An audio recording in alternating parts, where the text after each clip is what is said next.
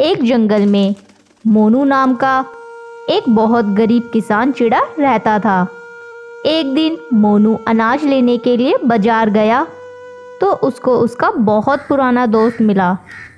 अरे मोनू भाई, अरे मोनू भाई, यहाँ देखो, यहाँ इस तरफ। अरे मिट्ठू भाई, कैसे हो? बहुत दिनों बाद मिले। बेटी की शादी के लिए रिश्ता पक्का करने गया था। बहुत अच्छा रिश्ता मिला है। अच्छा, रीना तोती इतनी बड़ी हो गई कि शादी लायक हो गई। हाँ, अब तो रीना 16 साल की हो गई है। शादी का समय आ ही गया। इतना अच्छा रिश्ता मिला था तो शहर जाके पक्का करके आया हूँ। भाई मिट्ठू, क्या बात कर रहे हो? रीना तो अभी नाबालिग है।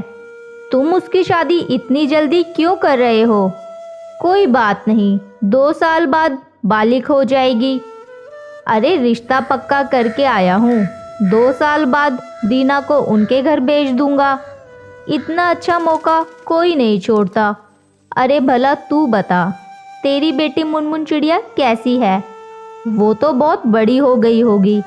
कितनी उम्र हो गई उसकी? मुनमुन तो अभी 18 बरस की हो गई। अच्छा अच्छा, चिड़िया बालिग हो गई है। तो शादी का क्या सोचा है तूने? शादी ना बाबा ना। मुनमुन पढ़ने में बहुत होशियार है। उसकी इच्छा है कि वो डॉक्टर की पढ़ाई करे, इसलिए मैं उसकी शादी अभी नहीं कर रहा। मेरी माने तो तुझे ऐसा नहीं करना चाहिए।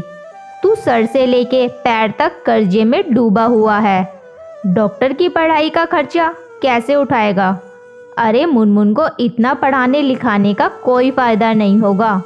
अगर कुछ बन भी गई तो तुझे क्या मिलेगा? ठेंगा। मोनू को मिट्ठू की बात का बहुत बुरा लगता है, लेकिन वो उससे कुछ नहीं बोलता।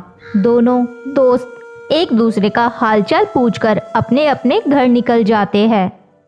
वहीं शाम को मुनमुन दुकान जाने के लिए निकलती है तो उसको रास्ते में उसकी पिंकी सहेली दिखाई देती है। अरे पिंकी, कैसी हो? बिल्कुल ठीक हूँ, तुम बताओ कैसी हो? मैं भी बहुत अच्छी हूँ। क्या बात है, आजकल सिलाई कढ़ाई छोड़ दी?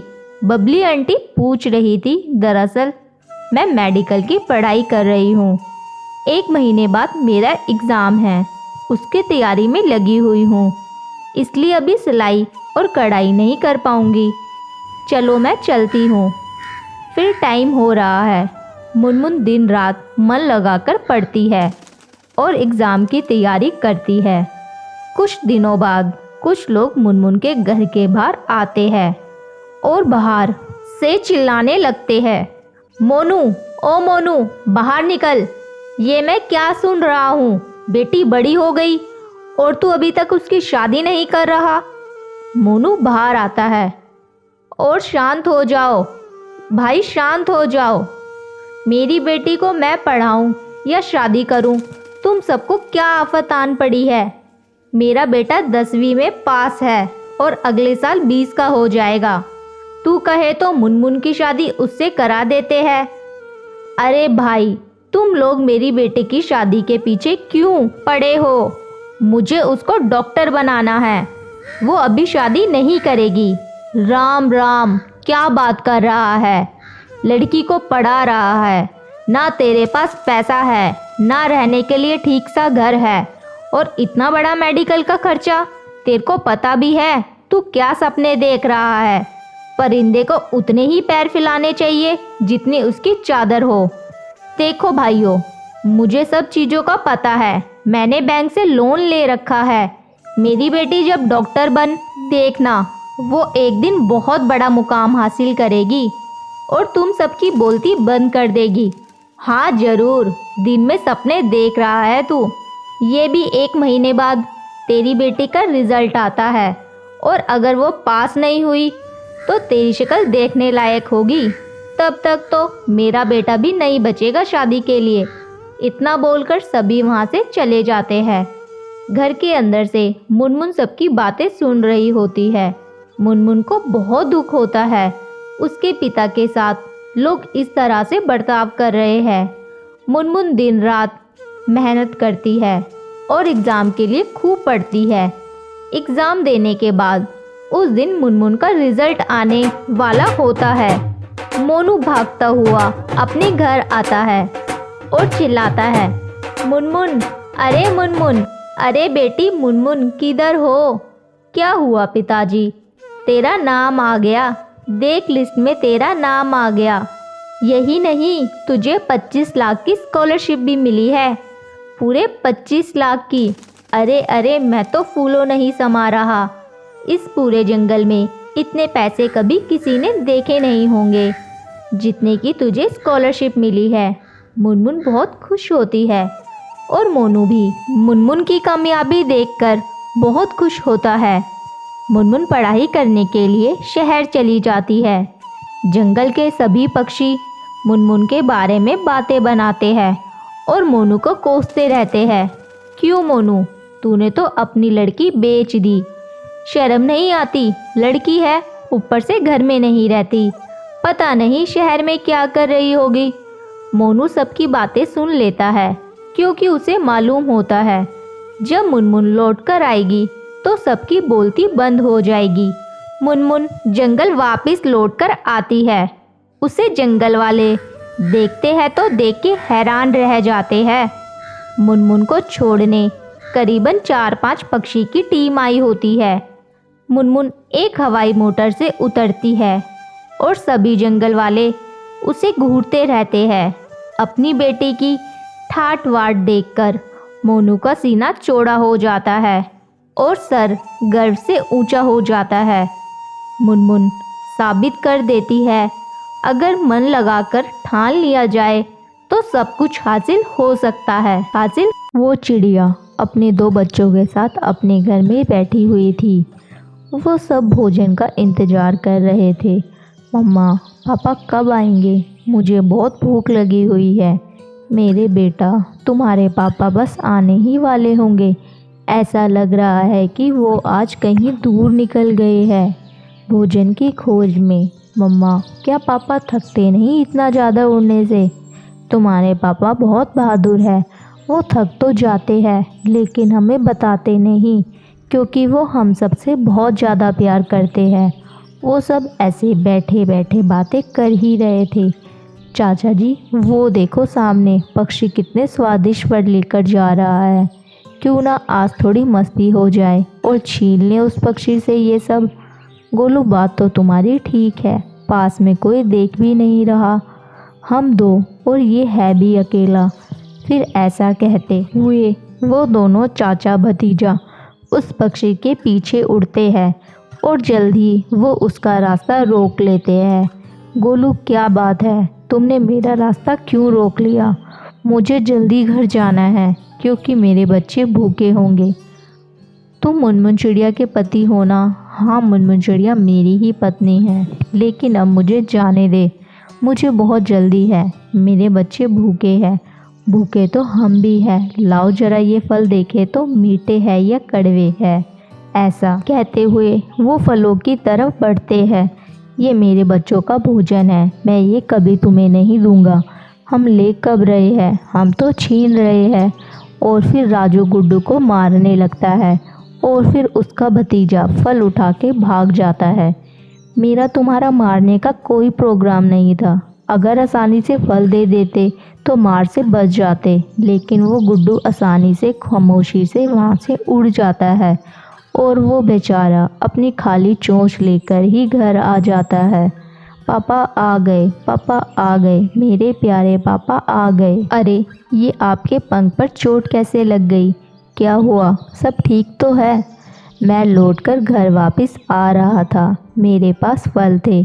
रास्ते में मुझ पर 2 कौवे ने हमला कर दिया और मुझे मारा और सब फल छीन कर ले गए। अब ठीक तो है, ज़्यादा चोट तो नहीं लगी, मैं तो ठीक हूँ, लेकिन बच्चे भूखे हैं।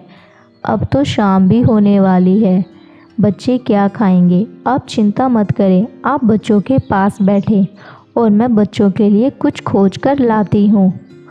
नहीं मुनमुन, तुम बच्चों के पास ही रहो और मैं ही जाता हूँ दोबारा। मैं तो वापस जाने ही लगा था, मगर सोचा कि तुम्हें बताता जाऊँ। अब जिद ना करें, बच्चों का भोजन आपके अकेले की जिम्मे ही थोड़ी है। मैं भी ला सकती हूँ। वैसे भी आपके पंख पर चोट लगी हुई है। आप बैठिए, मैं जल्द ही लौट आऊँगी। फिर मुनमुन चिड़िया अपने बच्चों के लिए कुछ खाने को ढूंढने के लिए निकल पड़ती है। पापा, मुझे बहुत भूख लगी हुई है। मुझे पता है मेरे बेटे, बस थोड़ी ही देर तुम्हारी मम्मा भोजन लेकर वापस आ जाएगी, तब तक तुम दोनों सो जाओ। लेकिन पापा, खाली पेट नींद नहीं आती। और गुड्डू खामोश था, वो बहुत दुखी हो रहा था। मुनमुन चिड़िया उड़ती उड़ती दूर तक निकल पड़ती है, लेकिन उसे तो कोई दाना तक नहीं मिला था, क्योंकि अब तो समय भी शाम का था। और जो भी दाना जंगल में कहीं गिरे पड़े थे, वो सब पक्षी उठा के ले गए थे। वो थक हार के एक पेड़ पर बैठ जाती है। जालिम कौआ, तुम क्या जानो, जब मम्मा पापा के सामने उनके बच्चे भूखे हो, उनके मन पर क्या गुजरती है। हमारे बच्चे भूखे और तुमने हमारा भोजन छीन लिया। आसमान पर गहरे बादल छा जाते हैं और बादल जोर जोर से गरजते हैं। ये कैसी परीक्षा आ पड़ी है आज हम पर। मौसम भी खराब हो गया है। ऐसा लग रहा है थोड़ी ही देर में बारिश शुरू हो जाएगी। मैं हार गई और भोजन ना ढूंढ सकी। मेरे बच्चों को आज भूखा ही सोना पड़ेगा। वो चिड़िया अभी उड़ने ही वाली थी कि बारिश जोर से शुरू हो जाती है। बारिश बहुत तेज थी। वो चिड़िया इधर उधर देखती है। वो कोई सुरक्षित जगह देख रही थी, क्योंकि ऐसी बारिश में वो घर भी तो नहीं जा सकती थी। और अचानक से उसकी नज़र सामने एक गुफा पर पड़ती है और वो उड़ती हुई उस गुफा में चली जाती है। वो जैसे ही उस गुफा में जाती है तो वहाँ एक पक्षी पहले से ही बैठा हुआ था। ओ चिड़िया, तुम ऐसी बारिश में क्या करती फिर रही हो? आज मेरे पति से भोजन कौवा ने छीन लिया और उन्होंने मेरे पति को मारा भी। बच्चे बहुत भूखे थे, इसलिए मैं भोजन ढूंढते ढूंढते यहाँ निकल आई थी और फिर बारिश शुरू हो गई। चिड़िया, मेरे पास ढेर सारा भोजन है, तुम मेरे से भोजन ले जा सकती हो और मैं हर किसी पक्षी की मदद करता हूँ। तुम ये भोजन लो और अपने बच्चों के पास जाओ। तुम्हारे बच्चे भूखे होंगे। आपका बहुत बहुत धन्यवाद। बस बारिश थोड़ी रुकती है तो मैं जाती हूँ। मेरे बच्चे तो रो रहे होंगे। चिड़िया, लो ये छाता ले जाओ और इसे अपने ऊपर लो और जाओ, अपने बच्चों को खाना दो। आप बहुत अच्छे पक्षी हैं। तुम मेरे से हर रोज़ भोजन लेकर जा सकती हो और अगर किसी दूसरे पक्षी को भोजन की ज़रूरत हो तो उसे बता देना। और फिर वो चिड़िया छाता अपने ऊपर लेती है और भोजन लेकर अपने बच्चों की तरफ चल देती है। लेकिन वो बेचारी ये कहाँ जानती थी कि उसकी सफलता अभी कम नहीं हुई। वो जैसे ही घने जंगल में पहुंचती है, वहाँ तो वहीं दो कौवे बैठे हुए थे। हम भीगे बारिश में और चाचा जी वो सामने देखो, वो छोटी चिड़िया कैसे छाता लेकर घूम रही है। चलो चाचा जी, उससे वो छाता छीन लेते हैं। ये छाता तो बहुत सुंदर है, कितने रंग है इस छाते में। और फिर वो चिड़िया का पीछा करते हैं और उसे रोक लेते हैं। पहले तुमने मेरे पति से फल छीन लिए और उसे मारा भी, अब मेरा रास्ता क्यों रोक रहे हो? इतने जालिम ना बनो। हमारे बच्चे भूखे हैं। हर जुर्म का हिसाब इसी जन्म में होता है। जुर्म इतना ही करो जितना तुम सह सको। चाचा जी, मैं नहीं कहता था ये चिड़िया बड़ी बड़ी बातें सुनाएगी, इसकी बातों में ना आना। मेरे भतीजे को तुम्हारा ये छाता बहुत पसंद आया है। क्या इसे आराम से दे दोगी या अपने पति की तरह मार खाओगी? मेरे बच्चे भूखे हैं। भगवान के लिए मेरा ये छाता आप रख लें, लेकिन मेरा भोजन ना छीने। मेरे बच्चे मेरा इंतज़ार कर रहे होंगे। भोजन तुम ले जाओ, क्योंकि अभी मेरा पेट भरा हुआ है तुम्हारे पति के फलों से। लेकिन छाता देती जाओ। और फिर वो चिड़िया वो छाता वहीं छोड़ के ऐसी बारिश में अपने बच्चों के खातिर भोजन लेकर अपने घर की तरफ चल देती है। मम्मा मम्मा, आपने इतनी देर कर दी, हमें बहुत भूख लगी हुई है। ये देखो, मैं अपने बच्चों के लिए ढेर सारा भोजन लेकर आई हूँ, खाओ मेरे बच्चों। और फिर उसके बच्चे वो भोजन खाने लग जाते हैं।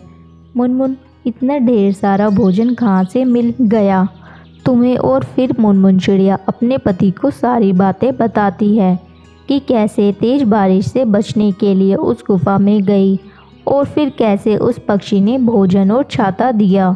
वो पक्षी बता रहा था कि उसके पास ढेर सारा भोजन है, वो सब अच्छे पक्षी की ऐसे ही मदद करता है, लेकिन उन कौवे ने तुम्हारा छाता छीन लिया। छोटू के पापा, वो तो अच्छा हुआ उन्होंने मेरा भोजन नहीं छीना, मैं तो डर गई थी कि वो अब मेरा भोजन छीन लेंगे। वो ऐसे बातें कर ही रहे थे कि आसमान में बादल जोर से गरजते हैं और एक तेज बिजली जंगल की तरफ गिरती है। वो सब परिवार सैम के बैठ जाते हैं। ऐसा लग रहा है कि कहीं बिजली गिरी है। और फिर मुनमुन चिड़िया खिड़की से देखती है कि सब पक्षी कौवे के घर की तरफ भागे जा रहे थे। तो दोस्तों, इस कहानी से हमें यह सीख मिलती है कि हमें कभी किसी के साथ बुरा नहीं करना चाहिए, क्योंकि भगवान बुरे कर्म की सज़ा इसी जन्म में देता है।